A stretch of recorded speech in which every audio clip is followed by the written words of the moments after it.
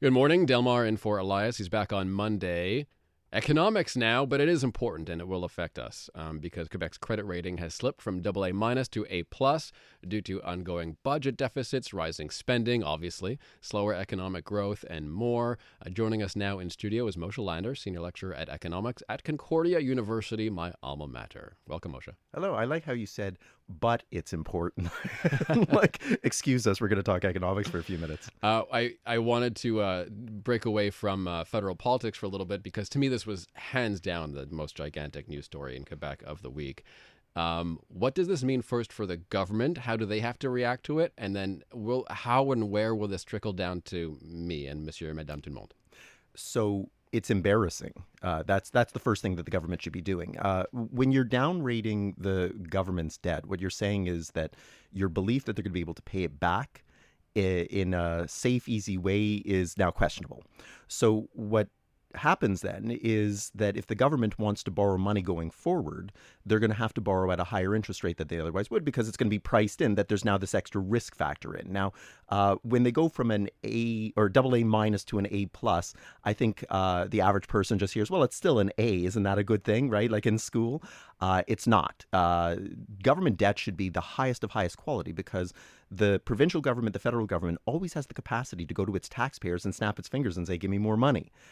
So when the bond rating agencies are doing this, especially on the heels of the government budget a few weeks ago, what they're saying is, I don't buy into your plan. And you can tell me whatever narrative you want. You can try and dress this up whatever way you want to.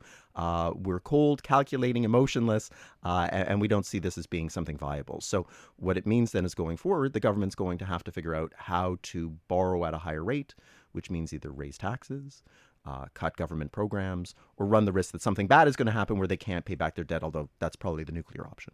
The premier has said pretty unequivocally that he may have seen this coming because he was refusing to raise taxes, so he's not going to do that.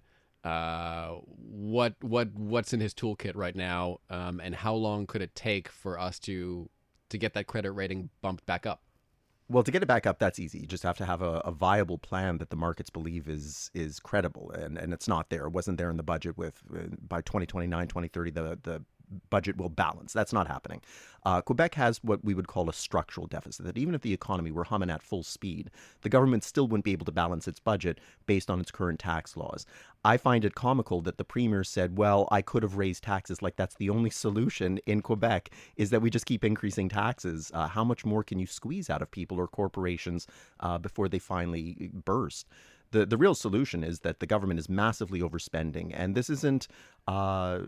Poilievre style, let's just find efficiencies and attrition and scale back that way. It's that they are fundamentally overspending on programs. They're being too generous and they're not asking enough in return. Quebecers for too long have accepted that just high taxes is the price that you pay for living in this province. But it really is that spending has to come way down and bond markets, if they believe it, will give in. What are those big ticket items in terms of reducing spending? Where would you cut? Well, I mean, the government has made a huge amount on the language laws. That's a major cost. Health, education are big expenses. If you're going to cut on these things, of course, the fear among Quebecers is that means that we're going to get worse quality healthcare than what we already have right now. But the fact is that there's lots of room to rationalize. When the government is picking fights with the English language universities, when they're picking fights with immigrants, when they're picking fights with religious symbols, that scares people off. And those are taxpayers. So you don't necessarily have to increase taxes. You just need to have more taxpayers. If you could find a way to incorporate them into Quebec society, that would be a way then that you don't necessarily have to slash and burn programs. It's just make sure that the people that are here are contributing in a way that you can afford to finance your debt. We also have to generate more revenue. Do you see any big projects? People talk about, pipelines or anti-costies or something, or a project that would inspire markets to say, okay, Quebec is getting more serious now.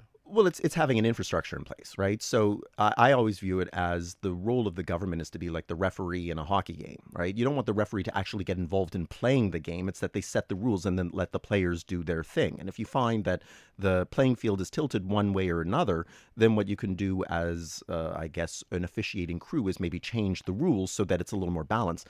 I think that the government, having gotten involved, say, in Northvolt was a colossal mistake, that they were trying to steer the market in a particular direction rather than just laying the groundwork that, look, we are welcoming of business. We're not as concerned about raising your costs of operating in Quebec with all of those restrictions that I just identified. And so what we're going to do then is allow you to play here and find that this is a wonderful place to be. There's a great infrastructure here if you want to make use of it. You mentioned Northvolt, as someone who is inspired by more classically liberal policies, just throwing money at these companies just in all kinds of wild directions is just wrong to me. Picking winners, as they call it. Do you think that's a major problem with the Quebec government, that we're just very generous in our subsidies, especially in a crisis? For sure, and we can list a whole bunch of them beyond just Northvolt, right? Bombardier has been living off of government money for decades and has yet to show enough proof of cause that they need to keep getting that. At what point are we going to say you're grown up, you need to stand on your own 2 feet? You can't keep subsidizing the child that way. But again, it's trying to pick winners. And we see that in a lot of nationalist policies where you want something that you can hang your hat on and say, that's something that we're proud of. But the easiest way to do it is just get out of the way.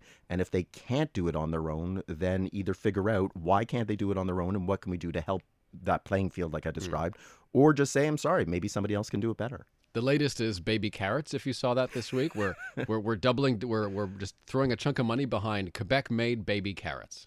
They should have gone after strawberries, because after the French language debate, where everybody was identifying that was a big purchase for them, they could have gone for that. That's true. It would have been a learning moment, because the prime minister, not quite sure how much strawberries cost. $6 a pint, by the way, usually. At least these days. Lastly, in terms of the trickle down to the average Quebecer, so when does this start happening? Because money will be taken out of the provincial budget for operations, May 1st? Well, it could be. It depends on how fast they have to roll over existing debt. So if you and I have to renew our mortgage, technically what happens is they issue a brand new mortgage and they take that money to pay out the old mortgage. It would be the same sort of thing then with a bond that's maturing.